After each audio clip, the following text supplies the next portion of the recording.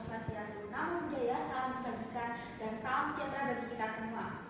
Perkenalkan, saya Fernanda Yugastia dengan NIK 75240443. Di sini saya akan memaparkan materi mengenai peran strategis kepemimpinan dalam mengelola sumber daya manusia.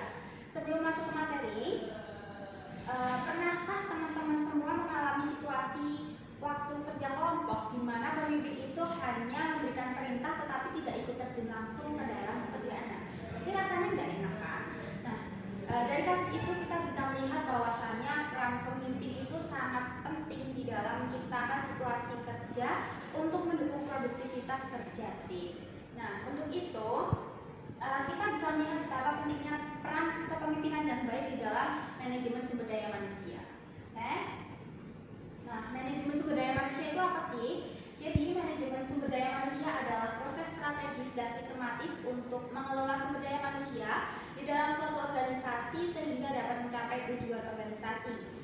Nah, mengelola ini bisa meliputi perencanaan, kemudian melakukan rekrutmen, memberikan pelatihan, kemudian memberikan kompensasi dan memberikan evaluasi dan segala upaya yang bisa mendukung perkembangan sumber daya manusia yang ada di dalam suatu organisasi.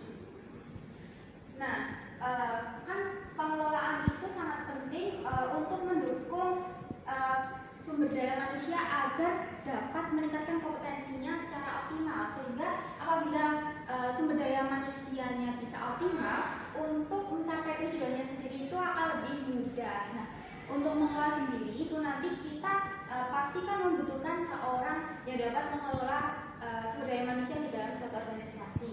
Jadi siapa yang dapat mengelola sumber daya manusia di dalam suatu organisasi? Next. Jadi kita membutuhkan pemimpin di dalam suatu organisasi, pasti ada pemimpinnya. Nah, pemimpin itu memiliki peran yang krusial di dalam suatu organisasi karena pemimpin sebagai koordinator yang mengarahkan, yang memimpin, yang akan mengetahui tujuan organisasi itu mau dibawa kemana. Nah, next. Di sini ada pemimpin dan kepemimpinan. Jadi pemimpin dan kepemimpinan itu adalah dua hal yang berbeda.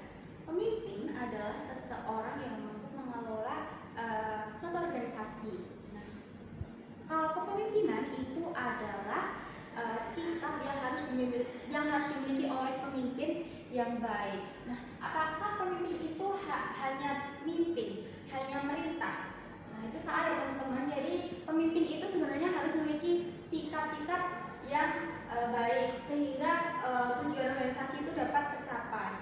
Jadi pemimpin harus memiliki sikap seperti yang saya jelaskan ini. Yang pertama ada consideration, yang kedua ada initiating struktur, yang kedua ada people oriented versus task oriented, dan yang keempat ada victims oriented.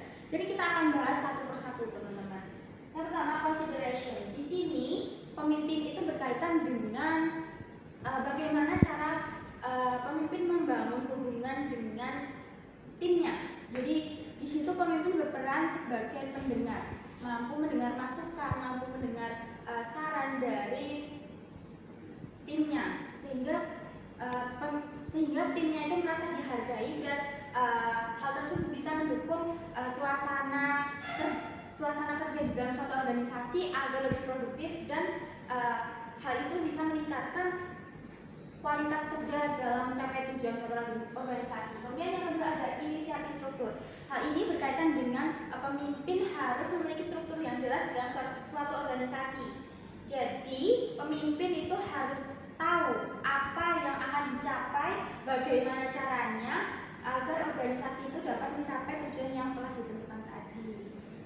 Kemudian yang ketiga itu ada people oriented versus task oriented. Di sini adalah dua hal berbeda tapi harus seimbang. Nah, people oriented ini berhubungan dengan hubungan antara pemimpin dan karyawan, itu baik dari kenyamanan, kemudian dari kerjasama, dari cara berkomunikasi, itu sangat penting. Terus untuk task oriented ini sendiri berarti fokus pada hasil yang telah dikerjakan oleh timnya. Nah, hal ini harus seimbang agar mendukung kolaborasi antara keduanya sehingga sehingga lingkungan kerja menjadi lebih hangat dan produktivitasnya meningkat. Kemudian yang terakhir ada values oriented. Di sini pemimpin harus memiliki etika seperti adil, jujur, tanggung jawab, sehingga timnya itu bisa lebih menghormati, bisa lebih menghargai pemimpinnya. Nah, di sini pemimpin itu memiliki peran penting untuk mengayomi juga pada timnya. Kemudian next. Nah, kemudian ada gaya kepemimpinan yang efektif. Di sini kita bisa lihat ada transformasional dan partisipatif.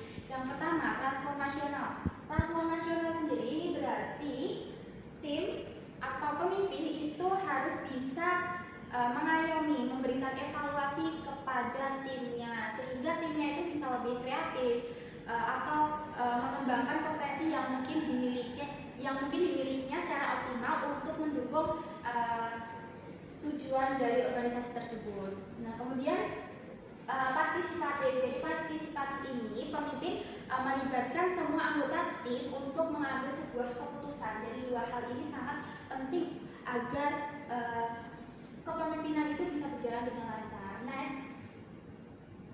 Kemudian pemimpin yang peduli, pemimpin yang terstruktur, dan pemimpin yang virtuous itu akan menciptakan tim yang sehat sehingga semangat kerja tim itu meningkat dan lebih produktif sehingga target yang udah dirangkai itu bisa tercapai dengan optimal. Next. Jadi kesimpulannya, kepemimpinan yang efektif itu sangat menjadi elemen yang penting dalam manajemen sumber daya manusia, di mana pemimpin itu harus mampu mengarahkan, harus mampu menjadi teladan serta membina hubungan antar tim agar lebih kompak dan lebih produktif sehingga hal tersebut bisa mendukung dalam pencapaian tujuan dari organisasi tersebut. Mungkin demikian yang dapat saya sampaikan. Mohon maaf apabila terdapat salah kata. Wassalamualaikum warahmatullahi wabarakatuh.